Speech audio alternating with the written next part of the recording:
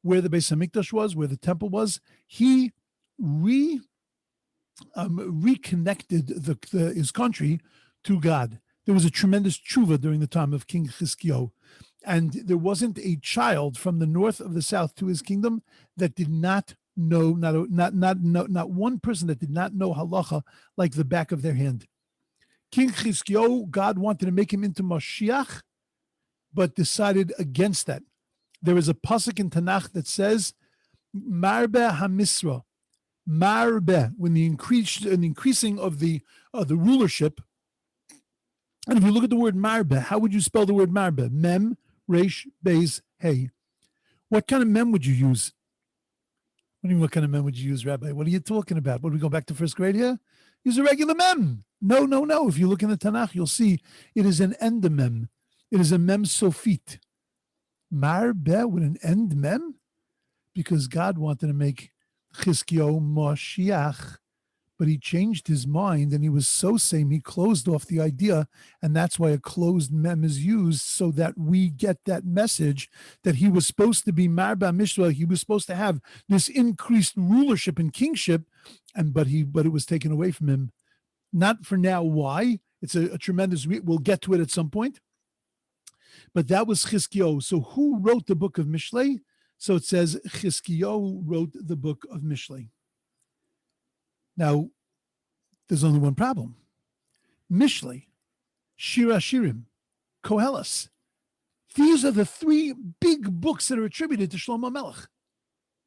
Now, it happens to be, if you look at the second citation that I put up, Gam Eile Mishlei Shlomo, Asher Etiku Anshe Chizkiyahu Melech Yehuda. That it says that these also, this is chapter 25, the beginning of the 25th chapter of Mishlei, it says these are also the Mishlei of Shlomo, Asher Ha'atiku Anshe Chizkiyahu Melech Yehuda.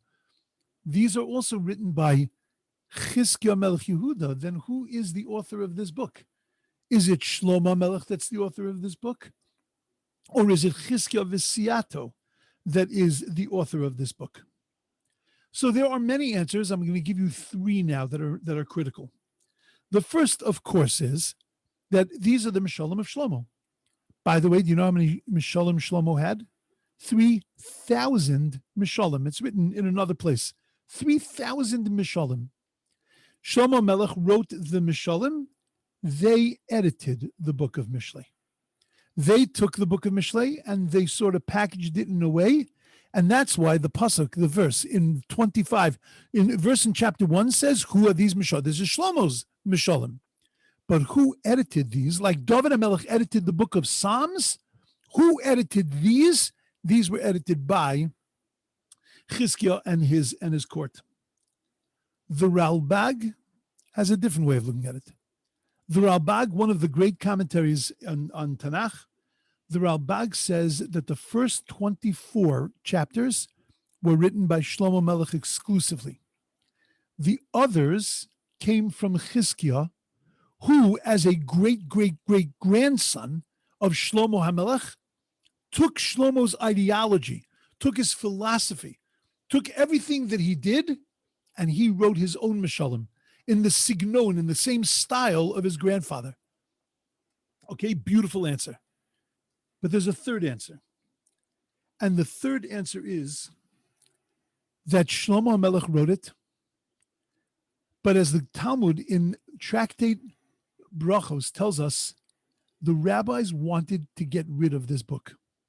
They wanted to get rid of this book. They wanted to get rid of the book of Koheles. Many of the writings of Shlomo HaMelech seem to be contradicting fundamental ideas as they were presented in the Torah. So they looked at it, they couldn't understand it, so they said, we need to get rid of it. The truth is that nothing needed to get rid of. All you needed to do was to resolve the conflicts. There were conflicts because our wording was different. The syntax was different. The focus was different. But the message was exactly the same. And what the rabbis did, the Chizkiyahu V'Siato, King Hezekiah and his group of sages, what they did is that they resolved all the contradictions in the book of Mishlei. So at the end of the day, whose Mishalim are these? These are Shlomo's Mishalim. Whether they were edited by Chizkiah and his buddies, whether they were cleaned up, whatever was done with them, but these are Shlomo's Mishalim. Which means that Shlomo HaMelech has 3 works to his name. He has the book of Mishlei, the book of Koheles, and the book of Shir HaShirim. And now the $1 million question is, what is the proper order of these books? Which did he write first in his life? Which did he write second? And which did he write third? So if you look in an index of a Tanakh, so you'll see first comes Mishlei, then comes the Song of Songs, then comes Shir HaShirim, and then comes Koheles, Ecclesiastes. Ecclesiastes was written as a king who had experienced everything in his life.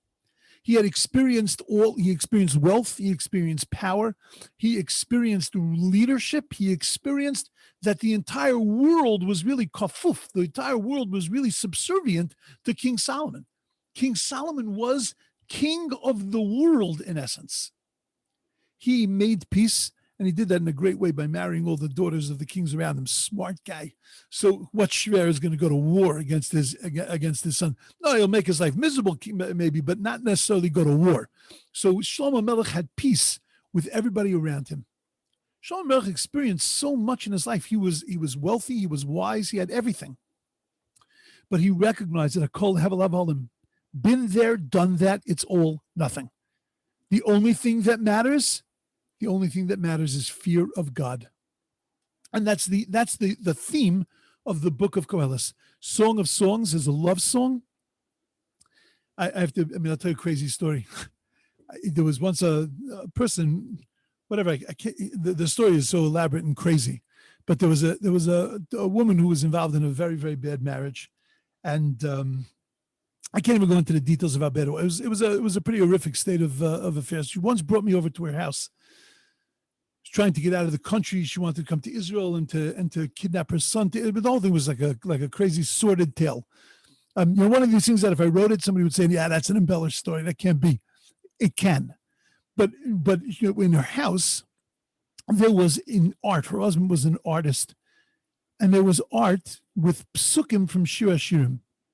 And all I'm going to say about it is that it was erotic art. It was this guy's fantasies based on psukim of Shir HaShirim, of the Song of Songs.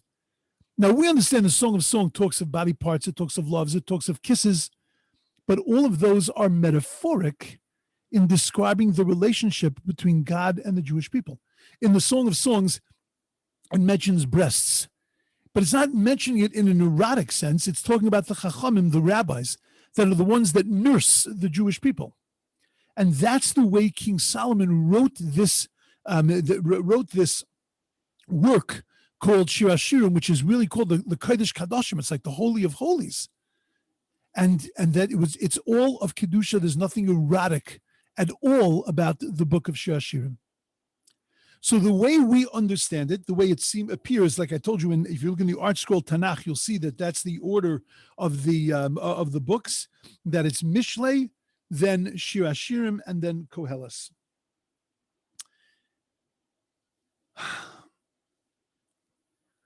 The Medrash says that the order is Mishlei. One opinion in the Medrash, Mishlei, Shir HaShirim, Koheles. There is a second opinion in the Medrash, which says that it's Shir HaShirim, Mishlei, and then Koheles. Now, if you stop to think about that, that makes actually perfect sense. Shir HaShirim was written in the youth of Shlomo Melech, in the passionate youth where he was filled with that kind of energy and passion, and he described things in terms of love. And in terms of that kind of attachment of kisses and of hugs. And then later in Shlomo's life, he became more intellectual about things. He became less passionate. He looked at things in a more metaphoric and philosophic sense, and therefore he wrote the book of Mishlei. And then at the end of his life, when we know that there is a machlokes amongst the sages as to how his life ended, I'm sure that not everybody knows this. There are those that say that King Solomon Molach, he was the king, then he was deposed as king, and then he was Shuv v'Yimlech, then he went back to his kingdom and he died as king of the Jewish people. But there is an equally valid opinion presented in the Talmud that he was Molach, he ruled, and then when he died, he ruled over his stick and his coat. He died totally bereft of his kingdom, of his family, bereft of his wealth, of everything. He died a lonely man. And a lonely man who was a former king. Whichever way you understand it, Shlomo Melech went through difficult times. And he had a chance to look at life, not cynically, but realistically. And he looked at life and he said, Hevel Avalim, it was a waste of time. The money and the wine and the drink and the enjoyment and the parties and the material existence, it was a waste of time. It's all about Yirah Shamayim. It's all about the fear of God.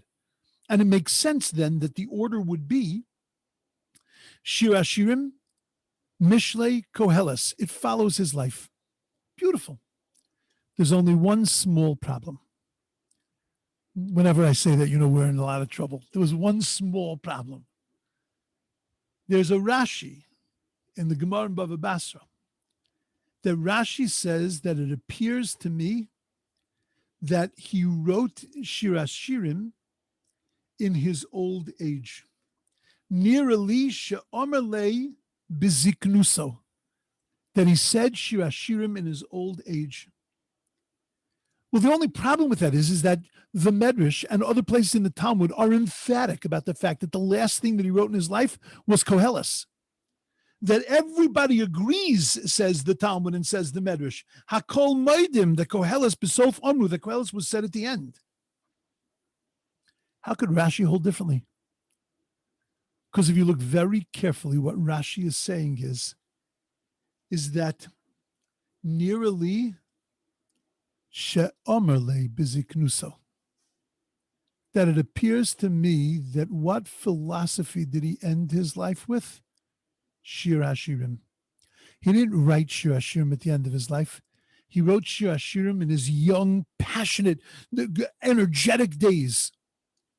But you would think that after he had gone through everything he had gone through, that he would be some cynical old man talking about how life stinks and how everything is terrible and it's all nothingness and what are you doing? You're wasting your time. But that's not the way he left his life, says Rashi. Rashi tells us that Nir Elisha Omer Le Beziknuso, that he ended his life by singing the Song of Songs. That was his life's philosophy, even if you say that he was Melach Vehedyot, that he was a king and then he was deposed, and he left his life as a deposed king. A house where there was idolatry. His wives brought in, his abundant wives brought idolatry into his house. And that's the way he left this world, but he left this world singing. In the very end, L'Eis Ziknuso, he was still singing the song of Shir Hashirim, the song of courage and faith. You can either cry Hevel Avalim, or we can be optimistic and hopeful until the last breath. And that's what the book of Mishlei is. The book of Mishlei is, how do you maintain a realistic approach and at the same time stay positive and hopeful and sing it through until the last breath you take on earth. And that's what you get out of the book of Mishlei. Out of Koheles, you get a cold glass of water. Reality, total reality, not cynical, but you get a dose of reality. In Mishlei, you get a depth of understanding of how do you take that song, and no matter what goes on in your life, to learn how to continue to sing that song until the end. And therefore, it seems irrespective of the fact that in the index, in most Tanakhs, this is the order that it was canonized in the Tanakh, but the order that Shlomo Melech wrote it was Shir Hashirim, Mishlei, Koheles with an undertone of Shir Hashirim throughout his entire existence. That's step number 1 of the introduction to the book of Mishlei. It's a beautiful, mamish, a beautiful idea, and it helps when you learn the book of Mishlei to look at it. What was Shlomo Melech really trying to tell us? He was trying to tell us how to keep singing, how to stay away from the things that are going to quiet your voice, that are going to dampen your spirit, how to embrace the things that are going to bring you and lift you up and fill you with faith and courage. Okay, that's step 1. Tomorrow, Emir Hashem, we'll take step 2 off to a resounding start. And Emir Hashem, tomorrow we will continue to plow through the beginning. It's great to see everybody. Those that are here for the first time, or those who have returned, it's really wonderful to have you. And the one thing I would ask, if you're not going to show me your picture, which is also okay, if you could put your name on your things, just so that I know who everybody is. There's a way to do that. Oh, don't ask me how. But there's I'm technological up to a very, very, very small point. Like I can turn on the Zoom. I can get there and I can tell you what my Zoom number is. But if you put your name on it, that would be awesome. Oh, Rabbi, how are you? Okay. Okay, great. Great to see everybody. Everybody should have a wonderful day. Thank you. Well, thank you you. as well. Bye, everyone. Bye. Bye-bye. Very much. You and thank you again for yesterday. It was just wonderful, wonderful, it was wonderful, my pleasure. and so nice to meet Shoshi. Yeah, other than just seeing the name, right? It's great. Baruch Hashem, Baruch Hashem. Okay. The cats as you were missed, but just so pleased that you're here, and it's good to have you. Have a wonderful, beautiful day. Thank you. Amazing.